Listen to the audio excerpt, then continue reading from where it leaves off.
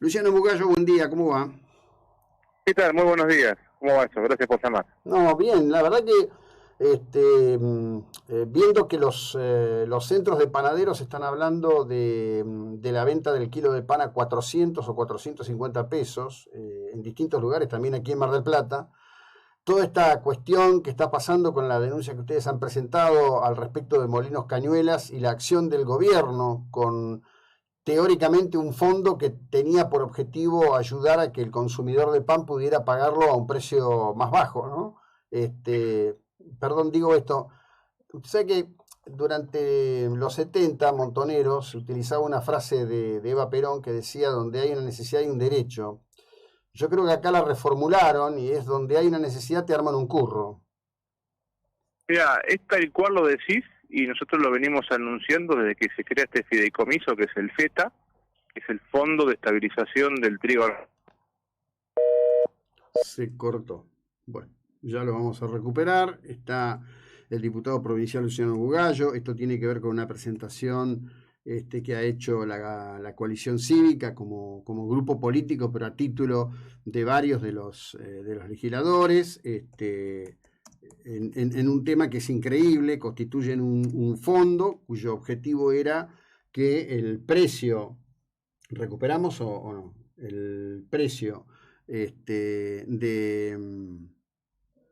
pan, digamos, vamos a poner un valor, qué sé yo, que pudiera llegar a 200 pesos el kilo. Esta es la idea popular. Bueno, te recuperamos, Luciano. Se cortó. ¿Dónde está este muchacho? En la luna.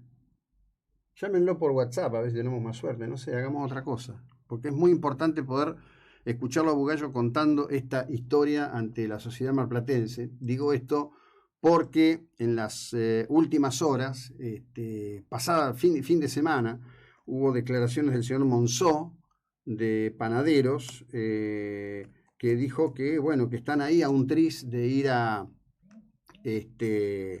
un precio del pan del orden de los 400 pesos el kilo. Esto, digamos, se viene planteando cuando pensábamos que en el mes de julio se hablaba de hacer algo para que estuviera a menos de 300 pesos, y que justamente el 26 de julio el gobierno acordó con los panaderos garantizar el kilo de pan entre 320 y 340 pesos. Es decir, ya hablaban de que 300 era una locura. Después se insistió en que, bueno, se podía dejar entre 320 y 340. Hoy estamos hablando de 400 o 450. Bueno, a ver si esta vez es cierto, Luciano. Decinos, por favor. Sí, la verdad que no sé qué pasa con la comunicación. Mira, recién como venía diciendo, digamos, del momento que se funda este fideicomiso que es el FETA, que aparte paradójicamente en Argentina es sinónimo de feta es tajada, y como bien vos decís, donde nace una necesidad, nace un curro. Esto no es más que un curro y lo venimos anunciando desde el principio y por eso lo denunciamos. Este fideicomiso se crea con la idea de poder bajar el precio del trigo en el mercado interno, perdón, de la harina en el mercado interno, para que de esta manera baje el pan. Nosotros anunciamos que esto no iba a pasar porque es imposible poder controlar que las panaderías que recibieran harina subsidiada después vendieran el pan subsidiado.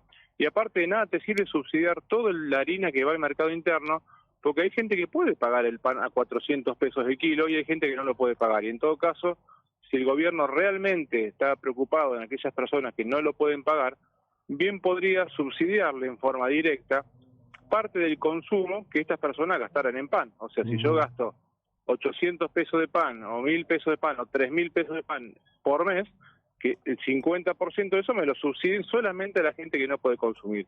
El gobierno acá subsidió a 3 molinos de 160 molinos que hay en todo el país. De esos 3, 2 pertenecen a Molinos Cañuelas. Ya le va a estar infiriendo recursos por más de 1.400 millones de pesos, recursos que no sabemos si estos recursos fueron a la harina o no. No sabemos si, de hecho, esto fracasó porque la harina, el pan hoy está a 450 pesos.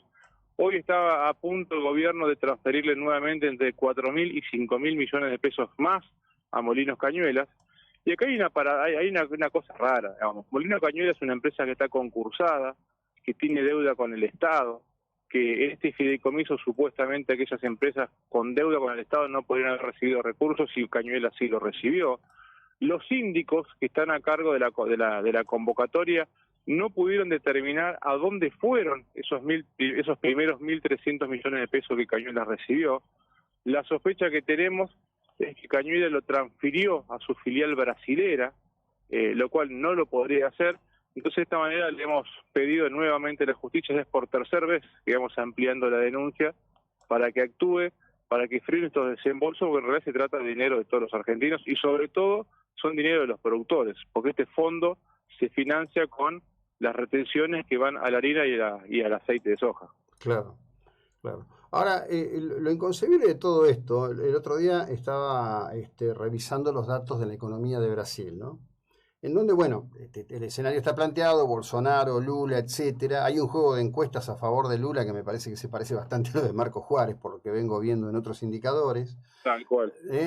Y aparece un tema increíble, ¿no? Brasil tiene segundo mes de deflación. Del total de los estados brasileños, solo uno no tiene superávit fiscal, el país tiene superávit fiscal.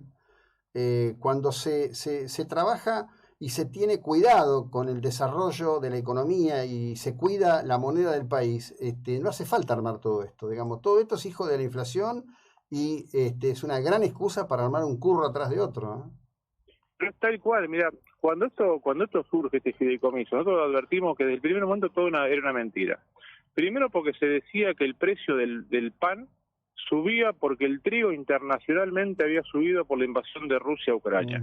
Primero que eso era falso. Falso porque el costo, digamos, el impacto del trigo sobre el costo final del pan no es más del 13%. Entonces no podía ser que todo el pan había subido un 30, 40% cuando solamente el trigo impacta tan poco.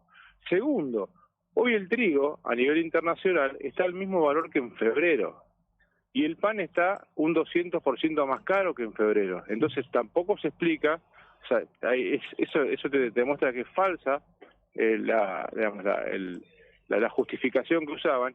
Y acá lo que es la única verdad es, primero, que estamos en un contexto inflacionario que todavía no lo están pudiendo controlar, y por otro lado, no menor, que el 35-40% del costo del pan es la sumatoria de impuestos nacionales, provinciales y municipales. Y esto lo mismo también se replica con el resto de los alimentos. Cuando vos agarrás un kilo de carne, que está en 1.500 pesos más o menos, o 1.000 pesos, depende de dónde lo consigas, el 45% de lo que pagás son impuestos. Y lo mismo pasa con los combustibles y con cada una de las cosas que consumimos en nuestro país. Y recién decías, vos fijate, para poder comparar dos modelos diferentes, recién hablaba de Brasil. Cuando suben los precios internacionales, en la energía, que sube el precio de los combustibles, Brasil lo que hizo fue, en vez de generar, o permitir aumento en los surtidores, bajó impuestos. Entonces las empresas no perdieron rentabilidad y esto tampoco impactó en los bolsillos de los consumidores. Acá en Argentina no solo no bajan impuestos, sino que tenemos los combustibles más caros de todos estos últimos años. Caro en el sentido del poder adquisitivo de los argentinos, ¿no? Porque si lo medís en dólares en realidad es más barato, pero nosotros nos cobramos en dólares y no nos alcanza. Y esto también te encarece después los alimentos, te encarece el pan, te encarece el transporte, la movilidad, etcétera. Digo, acá Argentina vivimos en un contexto asfixiado de impuestos, donde la industria prácticamente está parada porque no tiene posibilidad de moverse, excepto algunos sectores productivos como el campo, que todavía la siguen regando y por ventajas competitivas, digamos, todavía hay cierta rentabilidad, por lo menos en el núcleo productivo de de provincia de Buenos Aires. Pero acá lo que tenemos que pensar es, primero, empezar a poner el Estado al servicio del que invierte, porque la única manera de salir de la pobreza es generando trabajo, y el trabajo solamente lo generan las empresas privadas, los privados. Entonces, hasta que no empecemos a generar confianza, vos fijate, mira, vuelvo a poner a Brasil, acá en Argentina, y vamos a meter, digamos, este último aumento de rentabilidad del sector, gracias, y lo digo entre comillas, a las medidas de masa. Acá se habla que el gobierno hizo un gran esfuerzo para que los productores puedan tener un poquito más de rentabilidad y de esta manera que liquiden granos para poder generar divisas. Vos fijate la mentira de esto, que la misma tonelada de soja que sale lo mismo producir en Argentina, en Brasil o en Uruguay, esa misma tonelada en Uruguay hoy sale 170.000 pesos, Argentina, ¿no? Ujú. Si yo la vendo en Brasil, sale 170.000 pesos. Si yo la vendo en Argentina, esa misma tonelada, hasta hace una semana salía 50.000. O sea, era el Estado quedándose con 100.000 pesos de los 170.000 sin hacer absolutamente nada y no darte ningún tipo de servicio de cambio. Después de esta gran medida de masa que el gobierno supuestamente hace un esfuerzo enorme, el productor gana entre 18 y 20.000 pesos más, que es lo que, entre comillas, el gobierno cede de esos 100.000 que te da. Digo, vos fíjate el nivel de choreo, porque esos 170.000 pesos es dinero de los productores, es rentabilidad de los productores. Eso lo que te hace es te prohíbe que vos puedas sembrar en lugares alejados de la provincia de Buenos Aires, lo cual si bajáramos más ese porcentaje de retenciones generando mayor rentabilidad, podríamos estar duplicando la cantidad de área de siembra, de hectáreas a nivel país, podríamos estar duplicando la producción, podríamos estar duplicando la cantidad de camiones en la ruta transportando granos, generando trabajo. ¿Y aquí qué hacemos? Todo lo contrario. Subimos retenciones, subimos la presión impositiva, cerramos mercados. Entonces es entendible por qué Brasil progresa y tiene deflación en los últimos años y Argentina retrocede y tiene inflación. Porque son las medidas políticas que se están tomando, son erróneas. Sí, claramente. Lo que ocurre es que ha sido un largo tránsito, me parece, para que la sociedad argentina comprenda exactamente esto, ¿no? Justamente esa incomprensión de la recuperación de una base sólida, armonizada, de tipo fiscal, fue la que en definitiva le provocó un golpe tan duro a la propia sociedad en la elección de 2019. Pero bueno, ¿qué va a hacer? Las sociedades construyen su camino a veces de manera tortuosa. Te mando un afectuoso saludo, Luciano, gracias, buena jornada, muy Un amable. abrazo enorme y gracias por el llamado. Bueno, seguimos en un instante. Luciano Bugallo es diputado provincial de Juntos por el Cambio desde la coalición cívica.